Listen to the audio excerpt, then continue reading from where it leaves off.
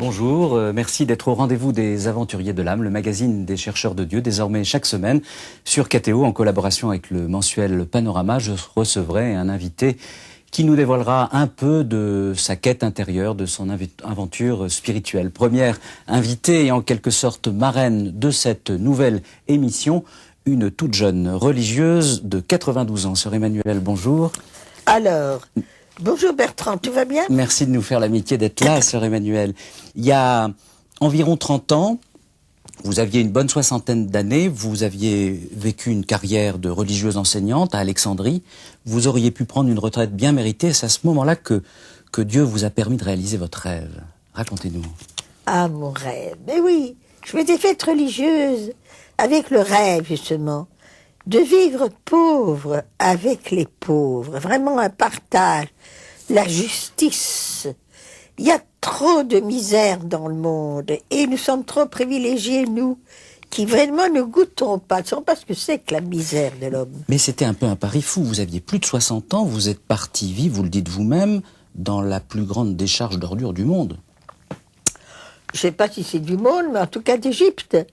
Mais c'est-à-dire que c'était ça, c'était exactement ce que je voulais. J'allais vivre avec des milliers d'hommes, de femmes et d'enfants, parmi les plus méprisés, parce que parmi les plus pauvres, les plus abandonnés, dans un bidonville où il n'y avait rien, rien que des ordures, des rats, des cochons noirs, des cabanes en vieux bidons troués, pas d'eau, pas d'électricité. C'était le rêve, quoi. Mais comment vous avez su que réellement Dieu vous attendait là? Comment on est sûr que Dieu nous appelle dans un tel lieu? Mais, mon cher Bertrand, n'est jamais sûr. Moi, j'ai jamais eu un téléphone. Allô, allô, c'est Emmanuel. C'est le paradis qui vous appelle. C'est quelque chose que tu sens, toi. Tu te dis, c'est bien. Tout le monde te dit, c'est fou. Et tu réponds, je le ferai. Puis c'est fini. Donc on se lance et on vérifie après qu'on n'avait pas forcément tort. Ça n'est qu'après qu'on vérifie. Est-ce que j'ai raison, j'ai tort? Je ne sais pas, moi. Mais je crois avoir bien fait, et donc, moi, je crois à la miséricorde de Dieu. Il a vu que j'avais bonne volonté, donc ça marche. Mais quand on est confronté, comme vous l'avez été, journellement, à la misère, à la souffrance, à des enfants qui meurent, à des injustices effroyables, il n'y a pas des moments où la foi bascule un peu? Ah ben, naturellement. Devant la mort des enfants, moi, ma foi bascule. Ma foi est fragile, moi j'ai des doutes aussi. Quand un enfant meurt, un enfant surtout, quand je suis arrivée, le tétanos tuait 4 bébés sur 10. C'était absolument épouvantable.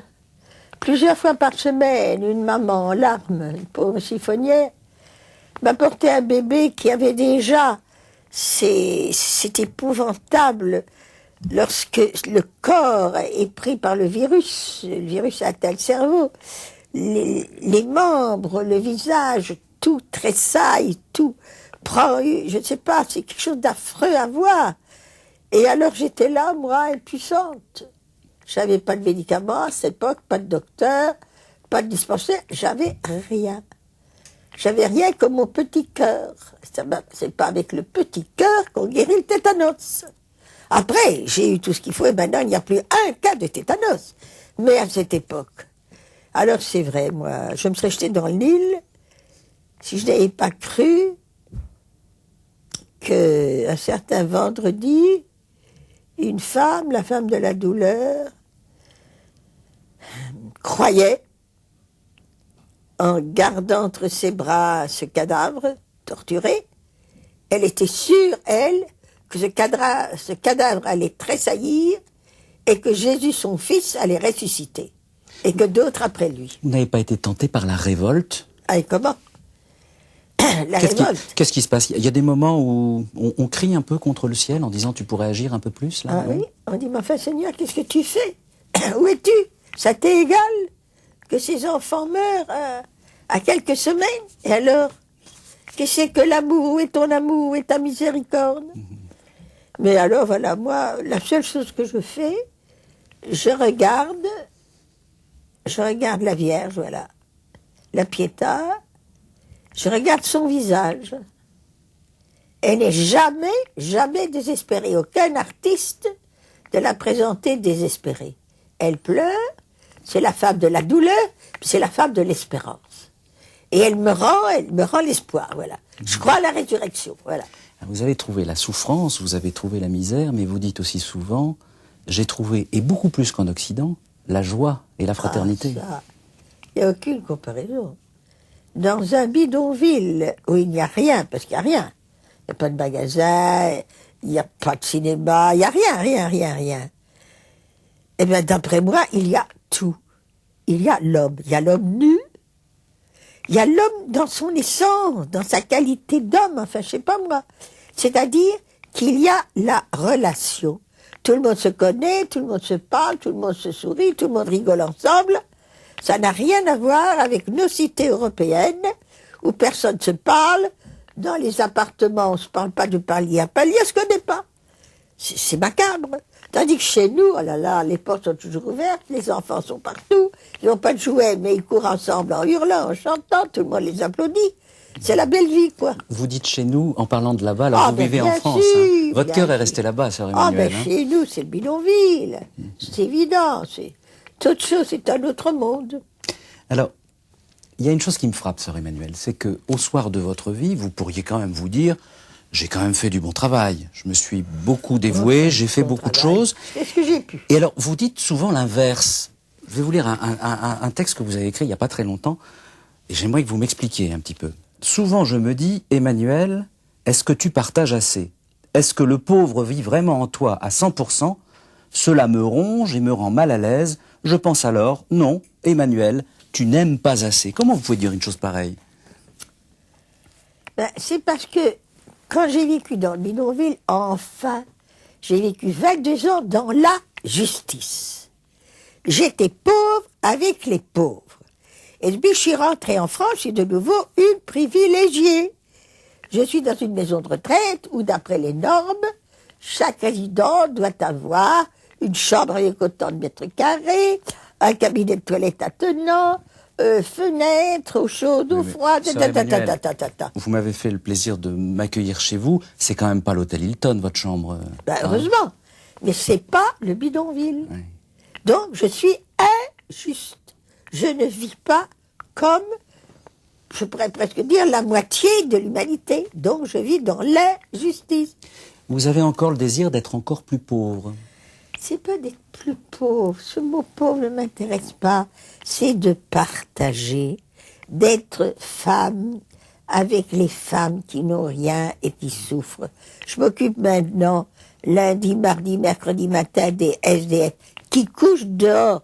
Dans mon propre pays, la France, il y a des centaines de milliers d'hommes, de femmes et de jeunes qui couchent dehors. C'est pas juste que moi j'ai une chambre. Pourquoi je dois avoir une chambre, moi? Alors que j'en ai plus de 100 000 qui sont, je sais pas moi, dans des garages où ils peuvent coucher. C'est juste ça. Pourquoi est-ce que moi je dois être privilégiée? Mais alors, vous êtes rentré en France, vous êtes là officiellement à la retraite, vous êtes en train de me dire que vous vous occupez encore de SDF? Qu'est-ce que c'est ça? C'est-à-dire que je vais lundi, mardi, mercredi matin, je me rends dans un local où nous recevons les SDF, comme des frères, comme des amis, comme des copains, où j'essaye de leur donner le meilleur de moi-même, mais je devrais, le soir, coucher dehors, comme eux. Mais qu'est-ce que vous voulez? Moi, je dépends aussi de supérieurs, ils veulent pas que je couche dehors, alors qu'est-ce que je vais faire? En fait, vous avez mené tout votre combat avec finalement un désir de grande unification, de grande simplification de votre vie. Justice. Tu comprends, Bertrand? Il faut toujours être un peu juste sur la terre. Il ne faut pas que les uns aient beaucoup et aient trop, et que les autres n'aient pas. C'est rien, ça ne marche pas, ça colle pas, c'est pas bien. Mais il y a aussi un désir de justice dans les pays occidentaux. C'est pas un peu manichéen de dire que c'est bien d'un côté et moins bien que de l'autre, que notre société occidentale est très individualiste, très égoïste? C'est vrai, mais elle n'est pas que ça non plus. Mais non, mais je n'ai pas dit ça. Il y a des gens qui sont extra. Moi, j'ai des amis incroyables en Europe. J'en ai toujours eu qui m'ont aidé. J'ai reçu des millions pour transformer le bidonville. C'est venu de qui? C'est des amis bourgeois qui se sont aussi parfois privés de quelque chose et qui nous ont aidés. C'est pas ça. Mais la vie est organisée en Europe pour qu'il y ait le plus de consommation, le plus de confort, le plus de plaisir de tous les gens possible. C'est ça. Et moi, je suis pas d'accord. Alors qu'est-ce qu'il faut faire? Qu'est-ce que vous nous conseillez? Mais Bertrand, il faut que tu te battes toi aussi. Pourquoi tu fais pas une manif? Pourquoi tu n'entraînes pas les gens pas le rabat dans les rues en hurlant? C'est pas juste, ne laissez pas les SDF la nuit comme ça. Faites quelque chose, oblige un peu le gouvernement à bouger davantage. On fait la manif ensemble, sœur Emmanuelle? Ah bah j'en suis prête. Allez, demain, non, il faut d'abord en parler. Allez, fais marcher les médias. Alors, parlez-moi un peu. Vous fonctionnez avec une essence très particulière, si vous me passez l'expression, sœur Emmanuelle. C'est la prière. C'est au cœur de votre vie. Vous n'auriez pas fait tout ce que vous avez fait si vous n'étiez pas une femme de prière. Comment vous faites? Racontez-moi. Comment je fais? On ne fait pas quelque chose quand on prie. On ne fait rien quand on prie.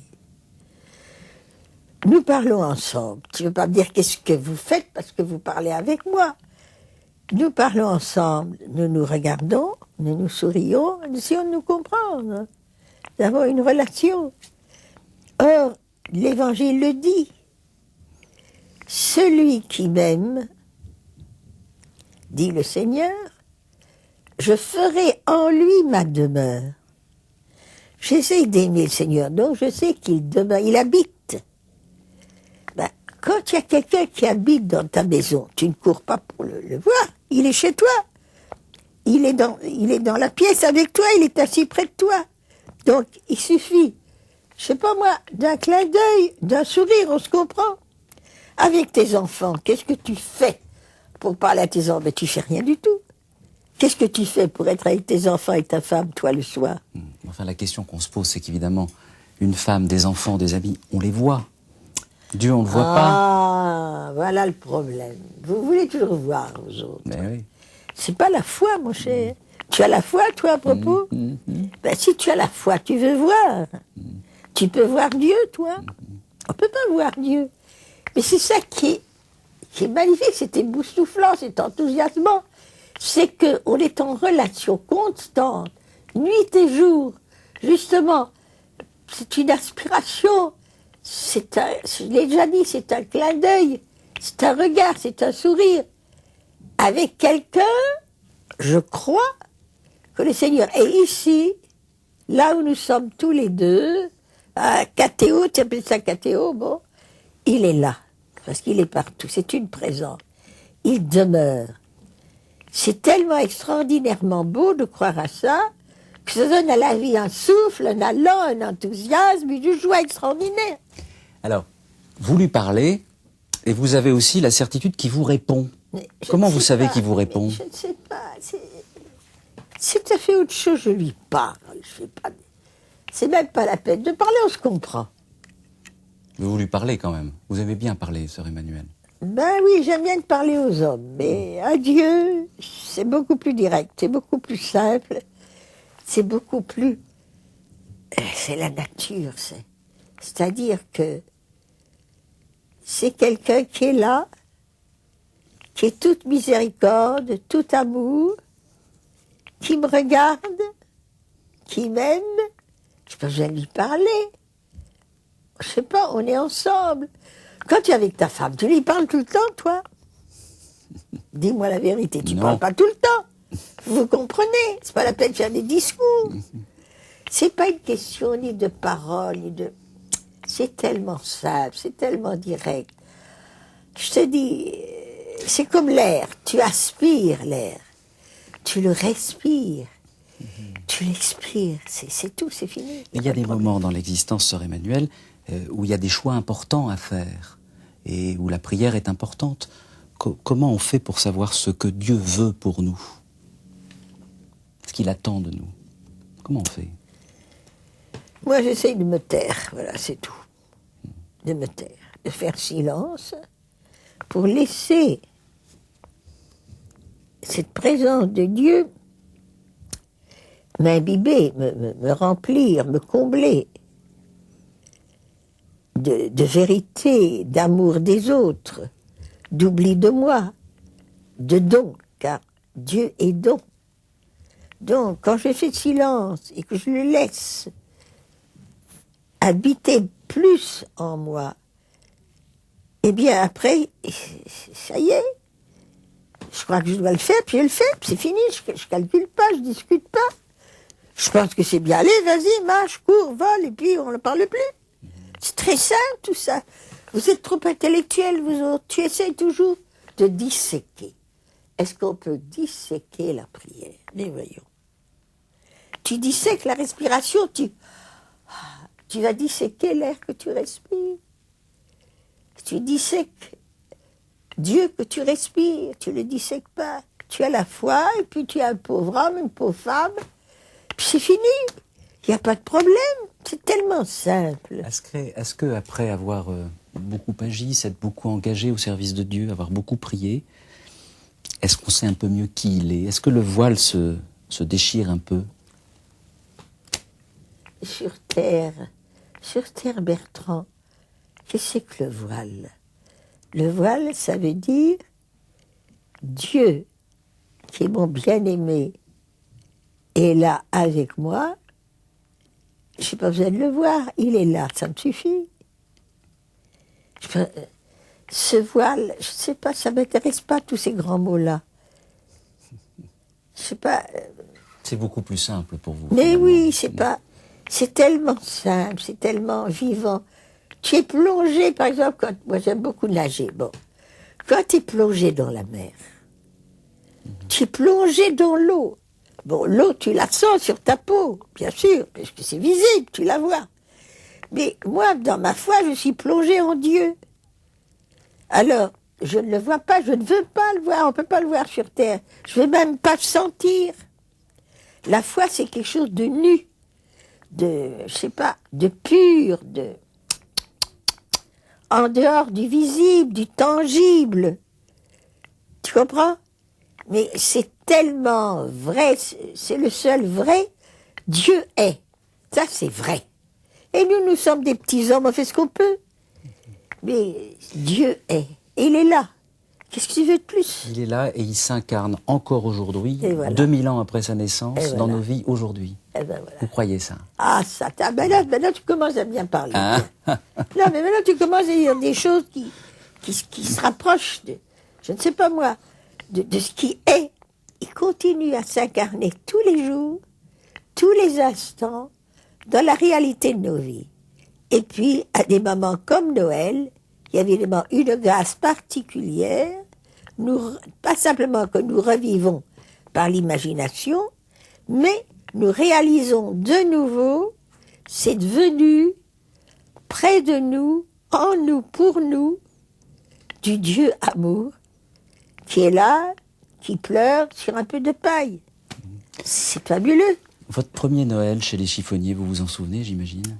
Ah, les Noëls chez les chiffonniers, ça c'est unique au monde. Ça c'est les souvenirs de Noël chez les chiffonniers, ça n'a rien à voir aux belles solennités que j'ai beaucoup aimées aussi, bien sûr, dans nos cathédrales. Ben, j'y ai assisté. Mais même la nuit de Noël, une année j'étais à Bethléem, je me suis cachée dans la grotte, c'était défendu, je suis arrivée à m'y faufiler, j'ai passé la nuit dans la grotte jusqu'à qu'on vienne dire la messe. Mais le Noël chez les chiffonniers, ça c'est incroyable.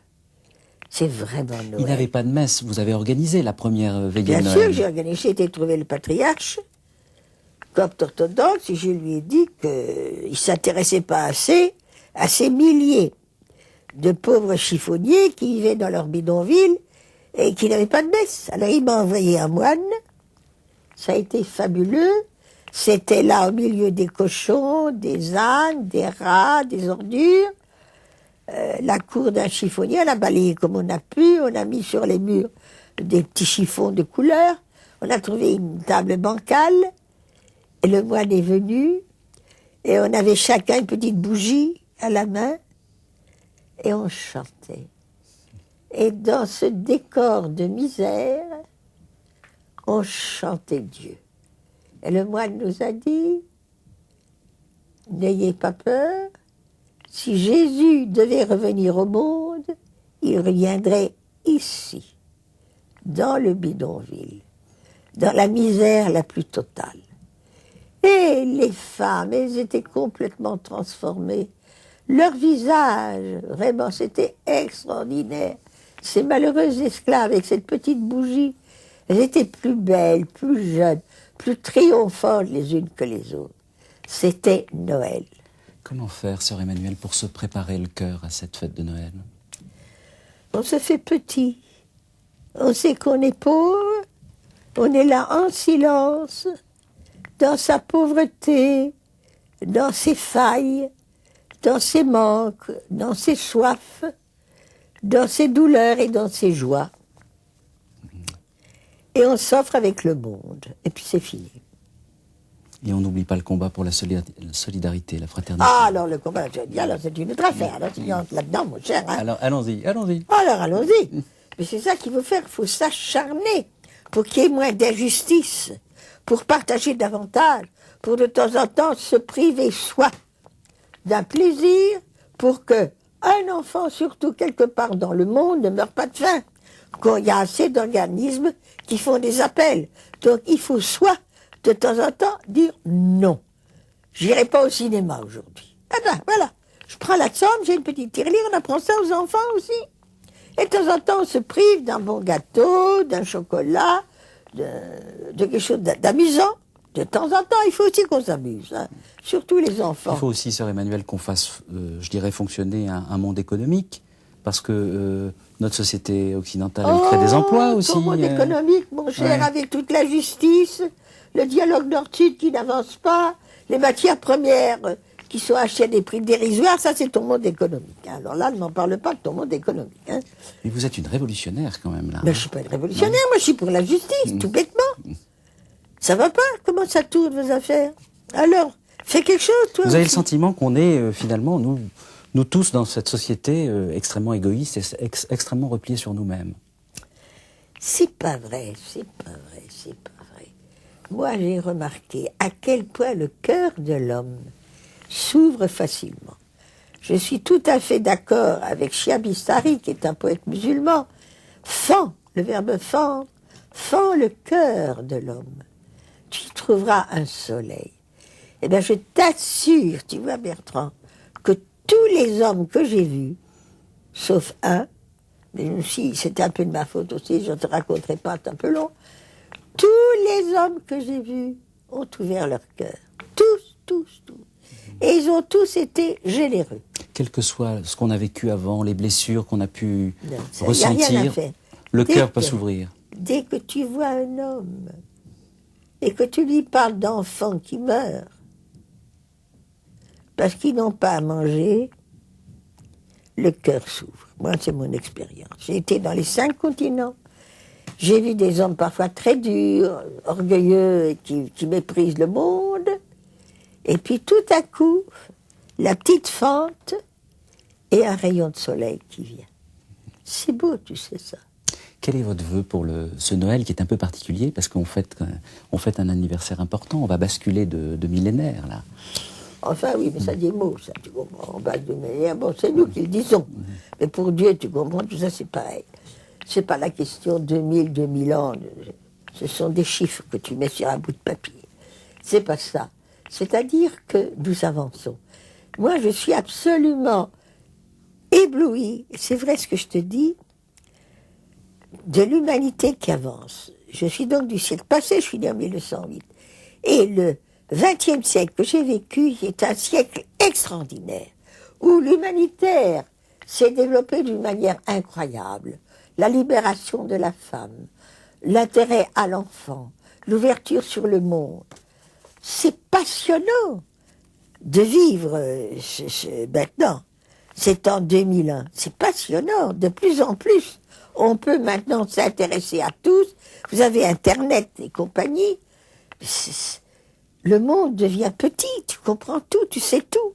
Non, c'est quelque chose, ça vaut la peine de vivre. Hein. Vous serez où le 24 décembre au soir? Ah, mais je serai dans ma communauté avec mes sœurs et comment hein. Dans le sud de la France, là. Dans le sud de la France, exactement. Merci, sœur Emmanuelle.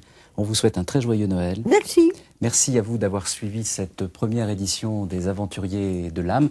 Si vous souhaitez aider l'association des Amis de Sœur Emmanuelle, c'est très simple, il suffit d'envoyer vos dons à l'adresse qui s'inscrit actuellement sur votre écran, adresse qui sera également disponible sur le site internet de KTO. Quant à moi, je vous donne rendez-vous pour une prochaine édition des Aventuriers de l'âme. À très bientôt.